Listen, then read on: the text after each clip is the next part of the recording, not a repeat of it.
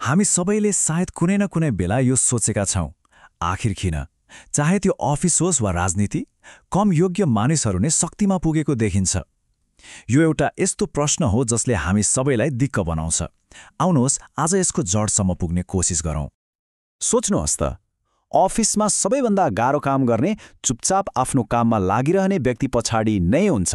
तर जो चर्को बोल्छ, खासै केही जान्दैन तर सबैको अगाडि पर्छ, उसको बढुवा पहिले हुन्छ। यो कतै न कतै देखिएकै दृश्य हो। अनि राजनीतिमा त झन कुरै नगरौँ। राम्रोसँग एउटा सिङ्गो वाक्य पनि बोल्न नसक्ने नेताले लाखौं भोट पाइरहेको हुन्छ। यो समस्या सानो कोठादेखि लिएर देशको सबैभन्दा ठूलो मञ्चसम्म जताततै छ। यसले एउटा निकै गम्भीर प्रश्न खडा गर्छ। के हाम्रो यो प्रणाली साँच्चै बिग्रेको हो, कि यो जस्तो चल्नुपर्ने हो ठ्याक्कै त्यस्तै चलिरहेको छ?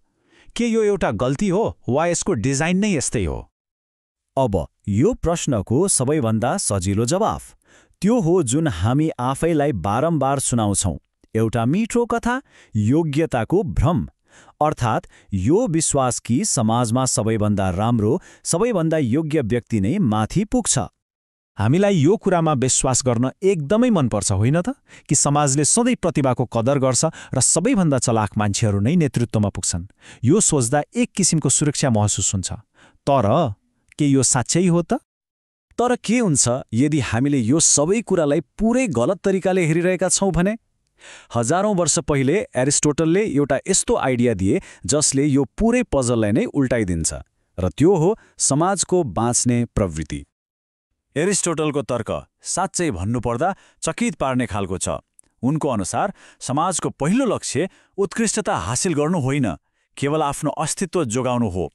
यसको मतलब समाज प्रगति र नयाँ विचारभन्दा स्थिरता र पुरानै तरिकालाई बढी महत्त्व दिन्छ, किनकि नयाँ कुरामा जहिले पनि जोखिम हुन्छ। यो रूपकले त झन् सबै कुरा छर्लङ्ग पार्छ। यदि समाज एउटा शरीर हो भने नेता त्यसको मस्तिष्क होइन, मुटु हो। मस्तिष्कले नयाँ नयाँ कुरा सोच्छ, तर मुटुको काम केवल एउटै लयमा धड्किरहनु हो, शरीरलाई जिउँदो राख्नु हो।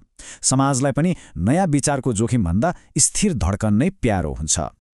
त्यसो भए मान्छेले नेता कसरी छान्छन् त? एरिस्टोटलका अनुसार कसैलाई आफ्नो कुरामा मनाउन तीनवटा हतियार हुन्छन्। पहिलो लोगोस अर्थात् तर्क, दोस्रो पाथोस अर्थात् भावना, र तेस्रो इथोस अर्थात् विश्वास।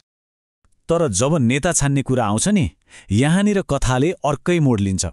हामी तर्कको आधारमा होइन, भावना र विश्वासको आधारमा निर्णय लिन्छौँ। हामीलाई आफ्नो मान्छे जस्तो लाग्ने, सुरक्षित महसुस गराउने व्यक्ति नै मनपर्छ। तर्कको हिस्सा त्यो त 10% मात्रै, लगभग केही पनि होइन। न, यदि समाजले स्थिरतालाई महत्त्व दिन्छ र भावनाको आधारमा नेता छान्छ भने साँच्चैका प्रतिभाशाली र सक्षम व्यक्तिहरूको भाग्यमा के लेखिएको हुन्छ त? उनीहरू किन नेतृत्वमा पुग्दैनन्? त्यसो भए ती साँच्चै सक्षम व्यक्तिहरूलाई आखिर हुन्छ के? यदि उनीहरू शक्तिमा पुग्दैनन् भने उनीहरू कहाँ जान्छन्? यसको जवाब एउटा निकै सुन्दर शब्दमा लुकेको छ, युडेमोनिया। एरिस्टोटलको लागि यो मानव जीवनको सबैभन्दा ठूलो लक्ष्य हो। यसको अर्थ हो आत्मसुधार र आफ्नो काममा निपुणता हासिल गर्नु। साँच्चै प्रतिभाशाली मानिसहरूको लागि शक्ति एउटा बाधा हो। उनीहरूको ध्यान अरूलाई नियन्त्रण गर्नुमा होइन, आफूलाई अझै उत्कृष्ट बनाउनुमा हुन्छ। यो सिस्टमले नै यस्ता मानिसहरूलाई बाहिर फ्याँकिदिन्छ। किनभने उनीहरू आफ्नो काममा ध्यान दिन्छन्, अफिसको राजनीतिमा होइन। उनीहरूका विचारहरू यति नयाँ हुन्छन् कि समाजलाई त्यो डरलाग्दो लाग्न सक्छ। उनीहरू यति छिटो अगाडि बढ्छन् कि भिडले उनीहरूलाई पछ्याउनै सक्दैन। र सबैभन्दा महत्त्वपूर्ण कुरा, उनीहरू नेतृत्वको अभिनय गर्न मान्दैनन्। अन्तमा समाजले चुनौतीभन्दा सुविधा रोज्छ र प्रतिभाशालीहरू पछाडि छुट्छन्। अब हामी यो विश्लेषणको सबैभन्दा गाह्रो, सबैभन्दा असहज सत्यतर्फ अघि बढ्दैछौँ। यदि नेताहरू सबैभन्दा सक्षम व्यक्ति होइनन् भने उनीहरू वास्तवमा को हुन् त? हामीले विश्व मञ्चमा देख्ने यी ठूला ठूला नेताहरू, राष्ट्रपति, प्रधानमन्त्री, सिइओ, वास्तवमा प्राय केवल कलाकारहरू हुन्। उनीहरूको काम मञ्चमा उभिएर संवाद बोल्नु हो, आत्मविश्वास देखाउनु हो। तर त्यो संवादको स्क्रिप्ट त्यो त कतै अर्कै ठाउँमा लेखिन्छ। यसलाई यसरी बुझौँ, शक्तिका दुई तह हुन्छन्।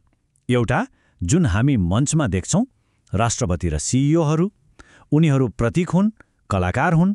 अनि अर्को पर्दा पछाडिको अदृश्य शक्ति, ठूला कम्पनीका बोर्ड, दाताहरू र विभिन्न समूहहरू, उनीहरू नै वास्तविक रणनीतिकार र पटकथा लेखक हुन्।